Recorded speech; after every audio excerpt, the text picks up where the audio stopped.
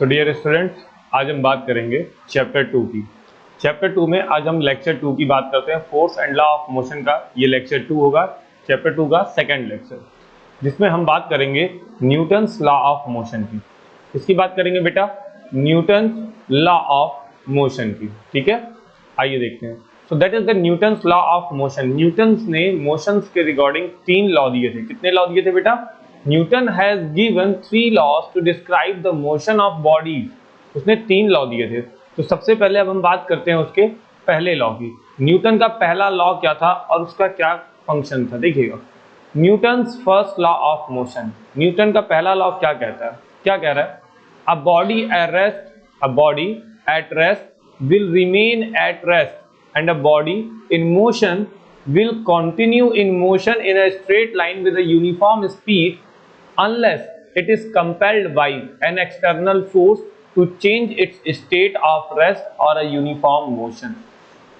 ये स्टेटमेंट था न्यूटन के फर्स्ट लॉ का। देन इट मीन्स टू से, अगर कोई बॉडी रेस्ट में है या कोई बॉडी यूनिफॉर्म मोशन में कर रही है तो वो बॉडी हमेशा उसी रेस्ट में रहेगी। कब तक? जब तक कि उस पर कोई एक्सटर्नल फोर्स अप्लाई नहीं होता। देन इट मीन्स टू से, अगर बॉडी रेस्ट में है तो वो हमेशा रेस्ट में रहेगी जब तक कि उस पर कोई एक्सटर्नल फोर्स अप्लाई नहीं होगा। अगर कोई बॉडी यूनिफॉर्म मोशन कर रही है तो बॉडी कंटिन्यू यूनिफॉर्म मोशन करेगी जब तक उस पर कोई एक्सटर्नल फोर्स अप्लाई नहीं होगा। आगे देखते हैं। देखिए, इस लॉ को हम लोग, जो फर्स्ट लॉ है, this law is also known as the law of inertia. इसे इनर्शिया का लॉ कहते हैं या गैलीलियोज लॉ ऑफ इनर्शिया, इसके दोनों नाम हैं। तो इसे हम कहते हैं लॉ ऑफ इनर्शिया या गैलीलियोज लॉ ऑफ इनर्शिया। अब ये इनर्शिया क्या है? यहाँ एक टर्म आ गया बेटा, इनर्शिया। इनर्शिया क्या होता है बेटा? इनर्शिया एक टेंडेंसी होती है, किसी भी बॉडी की एक टेंडेंसी होती है। दैट इज, वो इनर्शिया उसकी टेंडेंसी होती है, वो बॉडी को हमेशा उसकी स्टेट में रखना चाहता है। अगर बॉडी रेस्ट में है तो बॉडी का इनर्शिया चाहता है कि बॉडी रेस्ट में रहे। अगर बॉडी मोशन कर रही है तो बॉडी का इनर्शिया चाहता है कि बॉडी कंटिन्यू मोशन करती रहे। तो इनर्शिया एक टेंडेंसी होती है हर एक बॉडी की, जो बॉडी को रिमेन उसकी स्टेट में रखना चाहता है। ठीक है, अब यहां देखिएगा क्या कह रहा है। Inertia, inertia is the property of body due to which it resist a change in its state of rest और यूनिफॉर्म मोशन। तो ये जो इनर्शिया होता है, ये किसी भी बॉडी की एक प्रॉपर्टी होती है जो कि चाहती है कि वो बॉडी अगर रेस्ट में है तो रेस्ट में रहे, अगर मोशन कर रही है तो मोशन में रहे। ठीक है, अब इनर्शिया का फैक्टर क्या है? जो मास होता है बॉडी का बेटा, मास के अकॉर्डिंग ही हम इनर्शिया निकालते हैं, यानी कि मास पर टोटली डिपेंड होता है इनर्शिया। इनर्शिया का कॉज अगर आपसे सिंपली पूछता है what is the cause of inertia, तो cause of inertia is the mass of body. Body का मास ही इनर्शिया का कॉज है। ठीक है, that is the mass is the measure of the inertia of body. तो इनर्शिया क्या चाहता है कि अगर बॉडी रेस्ट में है तो रेस्ट में रहे, अगर बॉडी मोशन कर रही है तो बॉडी कंटिन्यू मोशन करती रहे। और ये काम तब तक होगा जब तक कि उस पर कोई एक्सटर्नल फोर्स अप्लाई नहीं होगा। Is that clear? अब हम इसका बेसिक सा एक एक्सपेरिमेंट देखते हैं। देखिएगा, यहाँ एक सिंपल सा एक्सपेरिमेंट है, इस एक्सपेरिमेंट को समझते हैं। आपको दिखाई दे रहा होगा, ये ग्लास है, ये ग्लास टम्बलर है। ठीक है, और इसके ऊपर एक कार्डबोर्ड हमने रखा है, ये हमारा कार्डबोर्ड है। ठीक है बेटा, और इस कार्डबोर्ड पे ये हमारा कॉइन, ये हमारा क्या है बेटा? कॉइन है। ठीक है, ये हो गया हमारा कॉइन। अब इस ग्लास है, ग्लास के ऊपर कार्डबोर्ड है, कार्डबोर्ड के ऊपर कॉइन है। अब हमने क्या किया, ये आपको दिखाई दे रहा होगा, ये एक हैंड है, हम यहां से फोर्स अप्लाई करते हैं कार्ड पर, एक फोर्स अप्लाई करते हैं, सडन फोर्स अप्लाई करते हैं, जिससे कार्ड क्या होता है, आगे की तरफ मोशन करना स्टार्ट करता है। तो आगे की तरफ जब कार्ड मोशन करता है तो हम देखते हैं कि कॉइन ग्लास के अंदर गिर गया। ऐसा कैसे हुआ कि कॉइन ग्लास के अंदर गिर गया? ऐसा कैसे हुआ? आइए अब थोड़ा सा हम इसको समझते हैं कि ये पूरा का पूरा काम कैसे हुआ। ठीक है, कि किस तरीके से फोर्स अप्लाई किया और वो कॉइन ग्लास के अंदर कैसे गिरा। ठीक है, देखिएगा, अगर इस कंडीशन में देखेंगे तो ग्लास है, ग्लास के ऊपर कार्ड है, कार्ड के ऊपर कॉइन है। तो यहां पर कार्ड एंड कॉइन दोनों की पोजीशन क्या है बेटा? रेस्ट। दोनों की पोजीशन क्या है बेटा? रेस्ट। दोनों रेस्ट में है। लेकिन जब मैं कार्ड के ऊपर एक फोर्स अप्लाई करता हूं अचानक से, ठीक है, तो कार्ड के पास एक फोर्स अप्लाई करने से कार्ड के पास एक वेलोसिटी आ जाती है और उस वेलोसिटी की वजह से कार्ड आगे जाना चाहता है। ठीक है, लेकिन क्वाइन के ऊपर कोई फोर्स अप्लाई नहीं हुआ है, फोर्स सिर्फ और सिर्फ कार्ड के ऊपर अप्लाई हुआ है, तो कार्ड अपने रेस्ट के मोशन को, अपना रेस्ट की कंडीशन को लूज करके तुरंत मोशन में आ जाएगा। लेकिन क्वाइन जो है, क्वाइन स्टिल रेस्ट की कंडीशन को मेंटेन करना चाहता है। क्यों? कॉज ऑफ इनर्शिया, क्योंकि क्वाइन का इनर्शिया रेस्ट में है, क्वाइन रेस्ट में है, तो उसका इनर्शिया चाहता है कि क्वाइन हमेशा रेस्ट में रहे, और इसी इनर्शिया की वजह से ये क्वाइन यहां पर भी रेस्ट में रहता है और कार्ड आगे की तरफ फॉरवर्ड डायरेक्शन में मूव करती है, और क्वाइन कहां गिर जाता है बेटा? Cause of rest coin glass के अंदर गिर जाता है। तो यहां पर जो क्वाइन के अंदर इनर्शिया था, वो इनर्शिया किसका था बेटा? रेस्ट का। किसका इनर्शिया था बेटा? रेस्ट का इनर्शिया था। तो रेस्ट के इनर्शिया की वजह से कार्ड आगे चला जाता है और क्वाइन अंदर गिर जाता है, क्योंकि कार्ड पर हम फोर्स अप्लाई करते हैं। Is that clear? तो ये एक बेसिक सा एक्सपेरिमेंट था। हमारी डेली लाइफ में भी ऐसे बहुत सारे ऑब्जर्वेशंस होते रहते हैं। तो आइए हम अपने डेली लाइफ के ऑब्जर्वेशंस को समझते हैं कि कहां पे इनर्शिया हमको देखने को मिलता है। सबसे पहले डेली लाइफ के ऑब्जर्वेशन में आपको दिखाई दे रहा होगा, that is daily life observation. पहले क्या कह रहा है? When a tree is shaken, leaves and fruits fall down. जब हम ट्री को शेक कर रहे हैं तो leaves and fruits fall down, वो नीचे की तरफ गिर रहे हैं। तो आइए थोड़ा सा इसको समझते हैं, देखिएगा।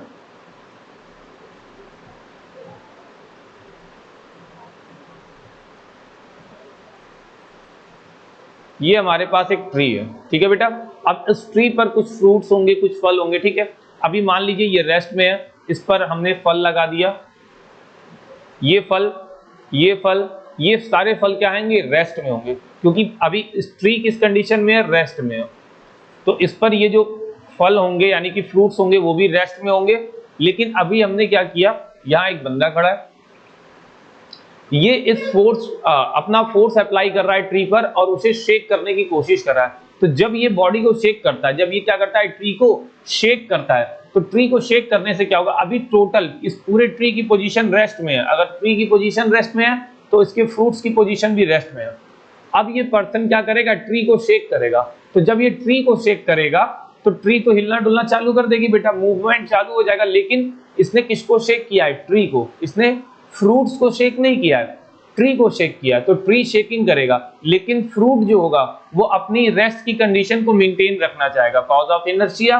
तो उस इनर्शिया की वजह से ये अपने रेस्ट को मेंटेन करना चाहेगा। अब होगा क्या कि अब जब ट्री को शेक करेगा तो ट्री आगे पीछे मूव करेगा और इनर्शिया की वजह से ये रेस्ट में आएगा, जिससे क्या होगा कि इसके ऊपर एक फोर्स अप्लाई होगा, जिसकी वजह से ये क्या हो जाएगा?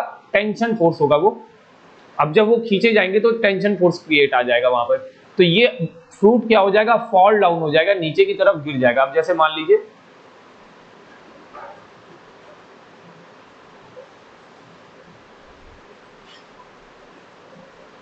ये फ्रूट है, अब इसको शेक किया जा रहा है बेटा। क्या कर रहे हैं हम? शेक कर रहे हैं। तो इस पर्सन ने क्या किया? इसको शेक किया। जब इसने इसको शेकिंग कर दी तो ये पूरा हिलने लगा और फ्रूट क्या हो गया बेटा? फॉल डाउन, नीचे की तरफ फ्रूट गिरने लगा, ठीक है। तो यानी कि जब आप ट्री को शेक करते हो तो उसकी पत्तियां या उस पे लटके हुए फ्रूट्स क्या होते हैं? फॉल डाउन करते हैं। क्यों करते हैं? Cause of inertia. यहां पर भी क्या रीजन आता है बेटा? इनर्शिया का रीजन आता है। Is that clear? ओके बेटा। नाउ नेक्स्ट एग्जांपल कह रहा है when A car start, when A car, देखिएगा, व्हेन ए कार स्टार्ट्स और बस स्टार्ट सडनली। जब भी किसी व्हीकल में आप बैठेंगे और व्हीकल अचानक से स्टार्ट होती है, यानी कि वो अचानक से एक्सेलरेट करता है, पैसेंजर फॉल बैकवर्ड, तो उसमें बैठा हुआ पैसेंजर पीछे की तरफ जाता है। अब देखिएगा क्या हो रहा है। अब आपको यहां पे दिखाई देगा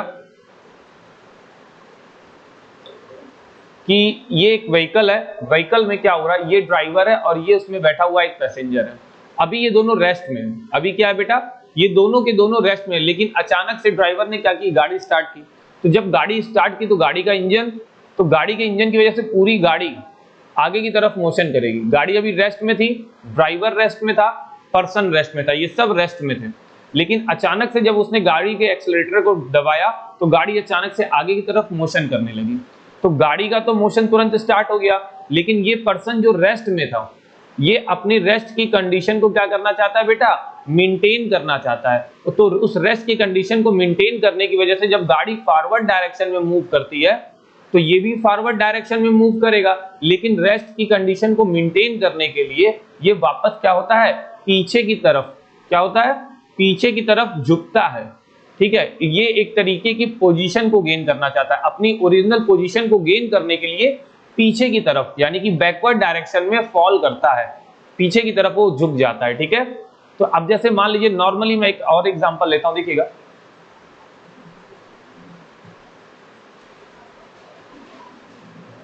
मान लीजिए ये बाइक है, बाइक पे दो दोस्त बैठे हैं, ठीक है।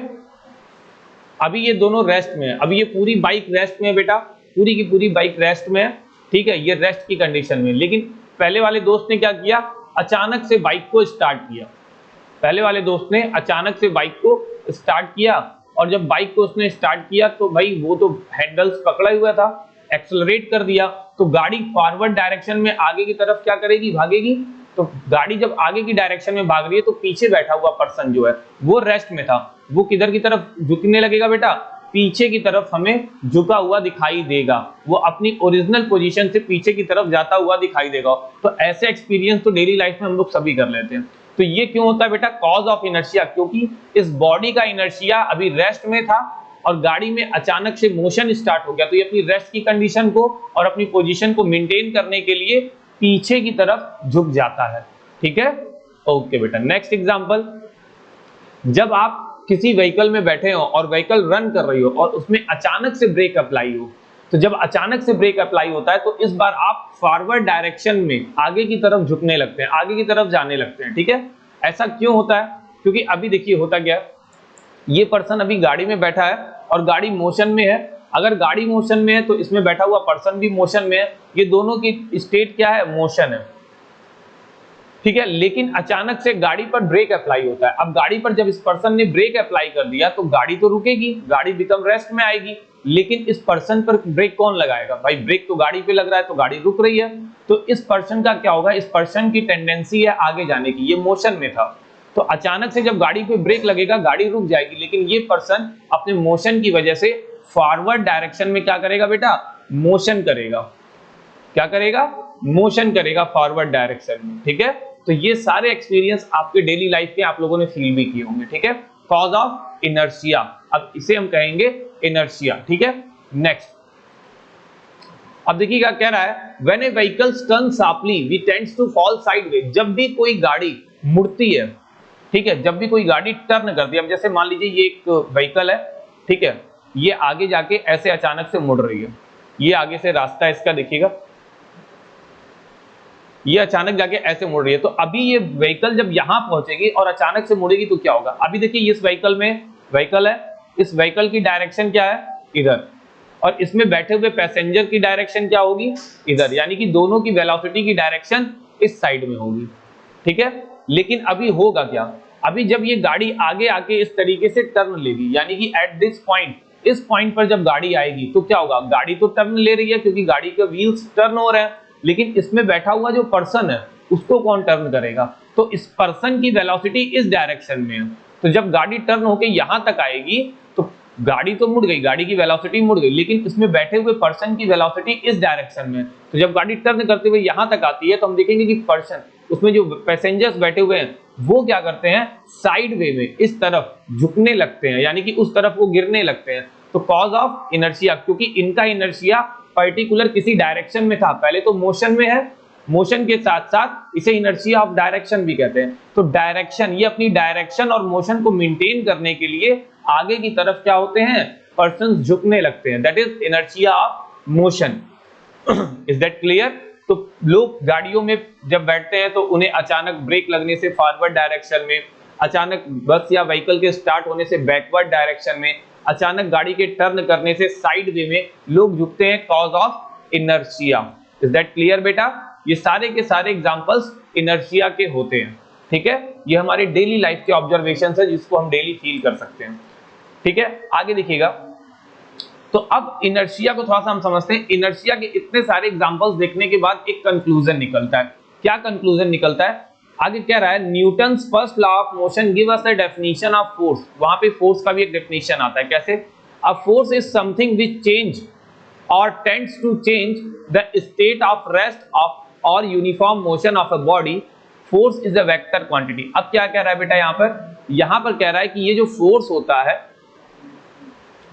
फोर्स एक ऐसा कॉज होता है जिसकी वजह से रेस्ट की बॉडी मोशन में आती है या मोशन में आने के लिए ट्राई करती है, या फिर मोशन करने वाली बॉडी क्या करती है बेटा, रेस्ट में आती है, या फिर हम उस पर अप्लाई करके उसे रेस्ट में लाने के लिए ट्राई करते हैं। तो वही कह रहा है, न्यूटन का फर्स्ट लॉ कहता है कि फोर्स एक ऐसा फैक्टर है जो किसी बॉडी की स्टेट में चेंज लाता है या चेंज लाने की कोशिश करता है, उसी को हम लोग क्या बोलते हैं बेटा, फोर्स बोलते हैं। वो रेस्ट की बॉडी में मोशन जनरेट कर सकता है, वो मोशन करने वाली बॉडी को रेस्ट में ला सकता है, कॉज ऑफ फोर्स। ठीक है, so Newton's first law of motion give us a definition of force. A force is something which change or tends to change the state of rest or of uniform motion of a body.